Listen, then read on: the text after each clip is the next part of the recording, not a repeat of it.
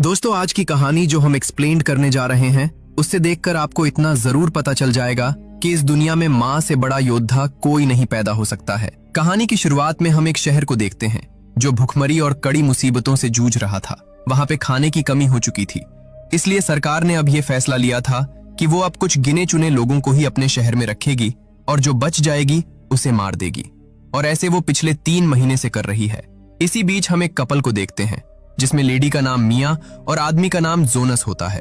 दोनों की 4 साल पहले ही शादी हुई है, लेकिन इन्होंने अपनी 1-2 साल की बेटी को खो दिया है, जिसकी वजह इनके शहर की सरकार है, जिन्होंने स्कूल से आती हुई बस को ही उड़ा दिया, जिसमें इनकी बेटी भी मारी गई। लेकिन ये दोनों नहीं चाहते हैं कि इनके आने वाले बच्चे के भी साथ ऐसा ही हो।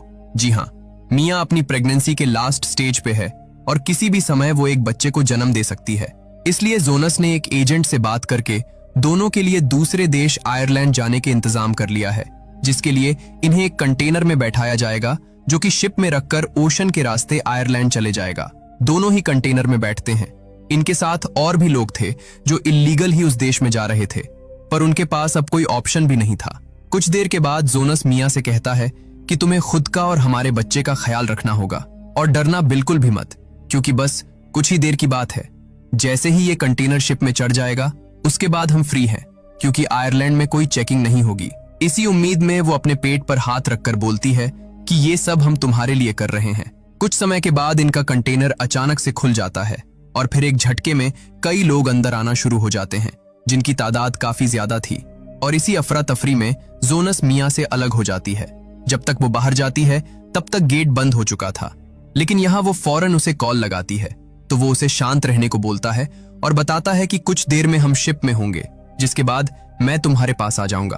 तब जाके मिया को थोड़ा सुकून मिलता है, लेकिन इतनी भीड़ में उसे खुद को संभालना मुश्किल हो रहा था, क्योंकि उसे खुद से ज्यादा अपने बच्चे की फिक्र है। लेकिन क्या करे, वो मजबूर है। इसके बाद ये लोग शहर के बीच से होते हुए पोर्ट पे जाने लगते हैं। कंटेनर में बने कुछ होल्स से लोग बाहर देखते हैं तो उन्हें अपने खूबसूरत शहर की ऐसी हालत देखकर तरस आता है कि कैसे एक इंसान दूसरे इंसान को मार रहा है। वो ये तक नहीं देख रहा है कि इसमें बच्चे और औरतें कौन हैं।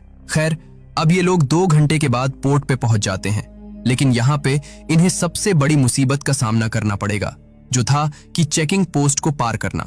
मिया बाहर देखती है तो वहां पे बहुत सारे पुलिस वाले खड़े हुए हैं, जिसमें से एक बंदा आके गेट को खोलता है। लेकिन तब तक ये सारे लोग उस कंटेनर के अंदर ही बने एक सीक्रेट पैसेज में छुप जाते हैं, जिसे देखकर पता नहीं लगता है कि यहाँ पे कोई दूसरा कंटेनर है।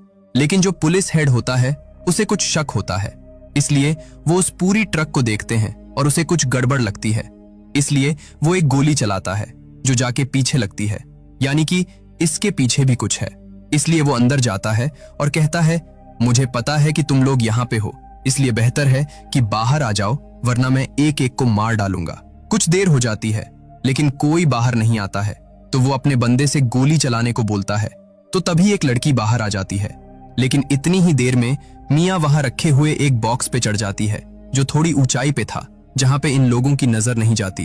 अब तभी एक लड़की उसे ऐसा करते हुए देख लेती है, और इंसान की ये फितरत है, वो किसी दूसरे की जान बचते हुए नहीं देख पाता है। अगर वो मर रहा है तो वो दूसरों को भी लेके मरेगा। पर इससे पहले कि वो कुछ बोल पाती है, हेड ऑर्डर दे देता है, जिसके बाद वहां पे अंधाधुंध गोलियां चलना शुरू कर देती है। कुछ सेकंड्स तक बस गोलियां के खोखे गिरने की और लोगों के चीखने के अलावा और कुछ सुनाई नहीं देता है। पर वहां मिया ऊपर अपने मुंह पे हाथ रखकर चुपचाप लेटी रहती है। सबके मर जाने के बाद वो सबकी लाश को समुद्र में फेंकने का ऑर्डर दे देता है और फिर गेट को बंद कर दिया जाता है।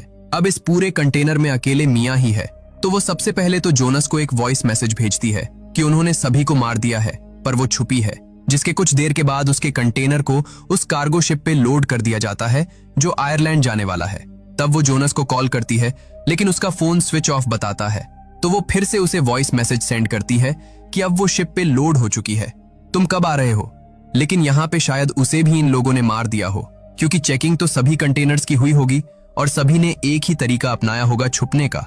पर क्या पता कोई चमत्कार हो और जोनस बचा हो, यही दुआ बस मिया के दिल से निकल रही है। कुछ देर के बाद जब शिप चलना शुरू हो जाता है तो मिया वहां पे पड़े हुए कुछ सामानों को चेक करती है, जिसमें उसे एक टॉर्च मिलती है, जिसे वो जला लेती है और खुद के ऊपर एक ब्लैंकेट डाल लेती है और सोने की कोशिश करती है, क्योंकि अब यहाँ से उसका सफर लंबा है।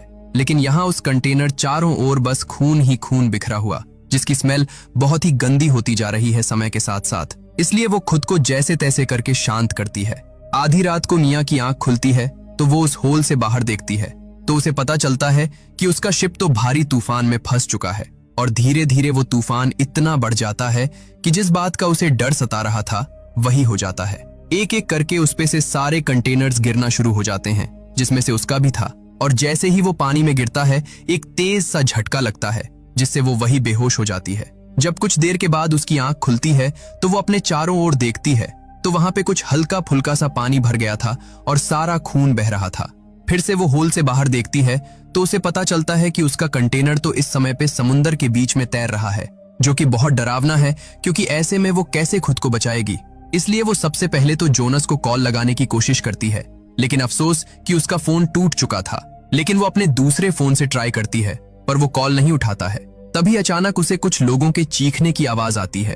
वो होल से बाहर देखती है तो वहां उसे वही ग्रीन कलर वाला कंटेनर दिखाई देता है जिसमें उसने जोनस को जाते हुए देखा था, लेकिन इस समय वो पानी में डूब रहा है। इसलिए वो उसे फिर से कॉल लगाती है पर कोई फायदा नहीं था।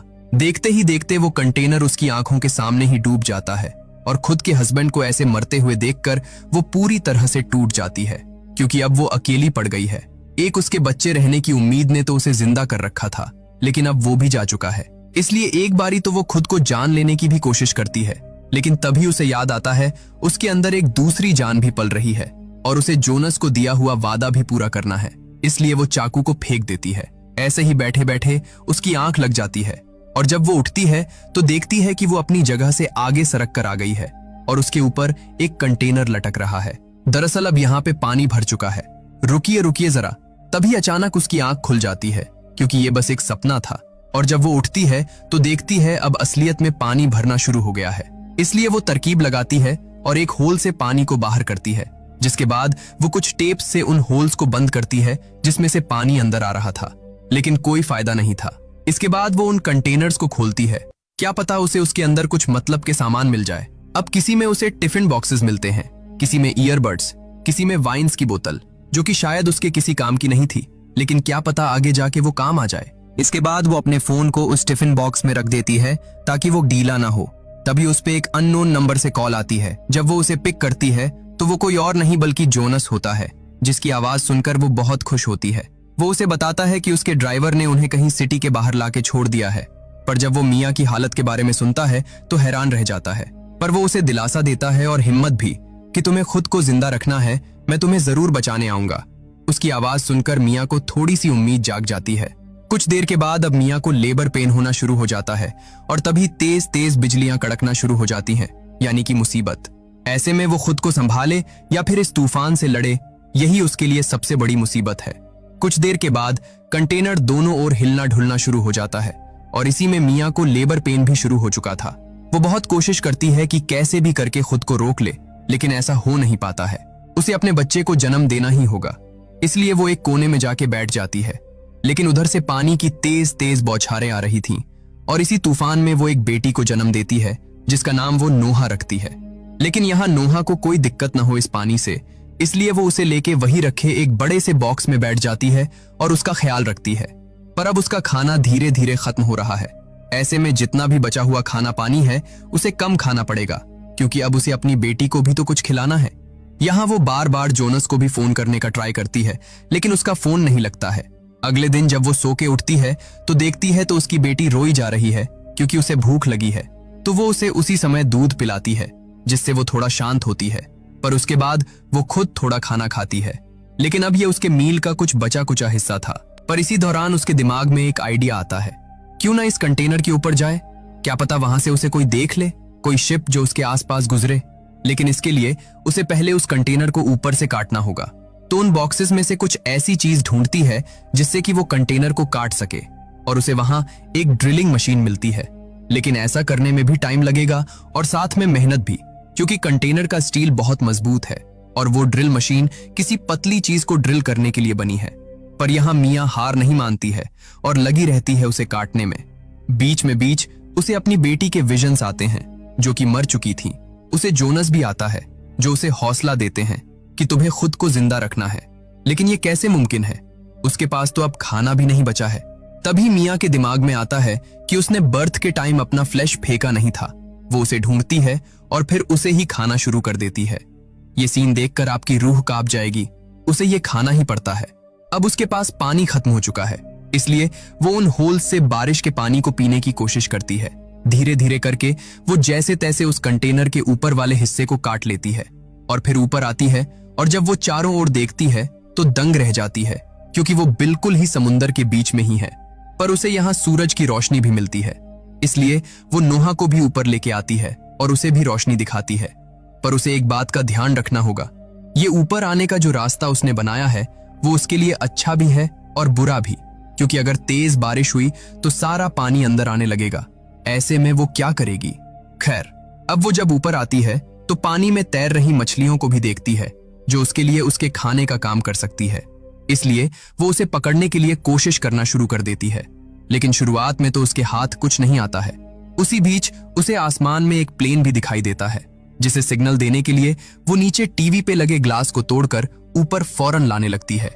लेकिन ये करने में उसके पैर में गहरी चोट लग जाती है और वो चीख पड़ती है, और इतने में वो प्लेन भी निकल जाता है। इसके बाद वो नीचे जाके अपने उस जख्म को ठीक करने की कोशिश करती है। पहले तो वो उसके ऊपर वाइन डालती है ताकि कोई भी इन्फेक्शन ना हो। इसके बाद अपने स्किन को एक धागे से सिल देती है, जिससे कि खून रुक जाए। ये जितना बताने में आसान लग रहा है उतना देखने में तो बिल्कुल भी नहीं है, लेकिन उसे ये करना ही पड़ेगा। तभी उसकी नजर उन ईयरबड्स पे पड़ती है, जिनके वायर्स से वो मछली पकड़ने का जाल बना सकती है, और अब वो पूरी कोशिश में लग जाती है। कुछ समय के बाद वो जाल बन जाता है। इस बारी ये तरकीब काम आ जाती है और वो ऐसे ही हर दिन एक एक मछली पकड़ती है और उसे जिंदा ही खाना शुरू कर देती है। अगर उसे प्यास लगती है तो वो बारिश में जमा किया हुआ पानी पी लेती है, और उधर उसकी बच्ची जो दूध पीकर शांत थी। लेकिन सबसे बड़ी मुसीबत थी उसके लिए वो ये थी कि उसे उस कंटेनर में भर रहे पानी को बाहर निकालते रहना है। हालांकि वो ऐसा रोज कर रही है, लेकिन जब ये सारी चीजें हर रोज करते करते वो एक दिन मायूस हो जाती है और चुपचाप जाके ऊपर बैठ जाती है। ऐसा वो कब तक करती रहेगी? ये समुंदर तो खत्म होने का नाम ही नहीं ले रहा है। क्या कोई उसे बचाने आएगा, या फिर वो अपनी बेटी के साथ ऐसे ही यहीं पे मर जाएगी? लेकिन उसे उसकी बेटी की मुस्कान एक उम्मीद दे रही थी कि उसे खुद को उसके लिए जिंदा रखना है। जब भी वो ऐसे खुद से निराश हो जाया करती तो वो नोहा से बात करना शुरू कर देती है। लेकिन एक दिन ऐसे ही रात में जब वो सो रही होती है तो उसके टूटे हुए फोन पे जोनस का कॉल आता है, जो उसे बताता है कि उसे गोली लग गई है और बहुत खून बह गया है। वो उससे माफी मांगता है कि अब वो उसे बचाने नहीं आ पाएगा। ये सुनकर मियाँ और टूट जाती है और बहुत निराश हो जाती है। लेकिन वो जोनस के आखिरी समय पे उसकी बात नोहा से कराती है और उसकी आवाज उसे सुनाती है।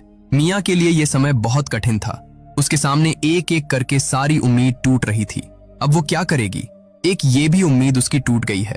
तब वो सोचती है उसे एक राफ्ट बनानी चाहिए, जिसकी मदद से वो क्या पता किसी आइलैंड या फिर किसी बीच तक पहुंच जाए। इसलिए अब वो उन टिफिन बॉक्सेस को समुंदर में फेंकना शुरू कर देती है। इसके बाद वो एक लकड़ी के फट्टे को भी एक राफ्ट का रूप देने की कोशिश करती है, लेकिन इसमें उसे थोड़ा समय लगेगा। वो हर रोज वही काम करती जो वो पिछले 24 दिनों से करती हुई आ रही है, और एक दिन उसकी राफ्ट तैयार हो जाती है। लेकिन वो अभी तक बस नोहा के लिए बनी थी। उसने खुद के लिए अभी बनानी शुरू ही करी थी कि तभी उसकी नजर नीचे कंटेनर पे पड़ती है, जिसमें पानी भरना शुरू हो गया है। इसलिए वो फौरन नीचे जाके सारे सामानों को ऊपर लाने लगती है। लेकिन इसी बीच उसका पैर फंस जाता है और वो वही अटक जाती है, और ऊपर नोहा कंटेनर से दूर समुंदर में आ जाती है, क्योंकि ये कंटेनर अब समुंदर में डूब गया है। इधर मियाँ बहुत कोशिश करती है कि वो अपने पैर को छुड़ा ले, और आखिर में जब उसकी जान जाने ही वाली होती है तब उसका पैर बाहर निकलता है और वो फौरन अपनी बेटी के पास जाती है। और वैसे ही पानी में तैरते तैरते सुबह हो जाती है। तब वो अपनी बेटी से कहती है, हम एक दूसरे के लिए, लेकिन तुमने मुझे एक जीने की उम्मीद दी, तुमने मुझे साहस दिया, मैं तुम्हारा शुक्रिया अदा करती हूँ। दोस्तों, वो कहते हैं कि आप कोशिश करते रहो, हिम्मत ना हारो, आपके सब्र का फल ऊपर वाला जरूर देगा। तो यहाँ भी मियाँ के साथ यही हुआ। दूर एक मछुआरे की बोट जा रही थी, जो नोहा की राफ्ट को देख लेते हैं। वो फौरन उसके पास जाते हैं और वहां उन्हें एक बच्ची दिखती है, जिसे वो बोट पर लाते हैं। लेकिन वहां मियाँ कहीं नहीं थी, पर उस राफ्ट से एक रस्सी बंधी थी। जब वो मछुआरे उस रस्सी को खींचते हैं तो मियाँ उन्हें पानी में अंदर मिलती है, जो समुंदर में डूब चुकी थी। वो फौरन उसे ऊपर लाते हैं और उसे होश में लाने की कोशिश करते हैं। हमें लगता है कि मियाँ मर गई, लेकिन तभी उसे होश आता है। तो वो सबसे पहले अपनी बच्ची के बारे में पूछती है और उसे अपने सीने से लगा लेती है। जब वो उस लेडी से पूछती है कि ये कौन सी जगह है, तो वो उसे बताती है कि इस समय हम आयरलैंड शहर में हैं। और ये सुनकर मिया के आंखों से आंसू आ जाते हैं। उसने और उसकी बेटी ने कर दिखाया, जिसके साथ इस कहानी का अंत हो जाता है। एक माँ ही है जो दुनिया की हर परेशानी से लड़ सकती है अपने बच्चों के लिए। ये कहानी आपको ये सीख देती है। आपको कैसी लगी?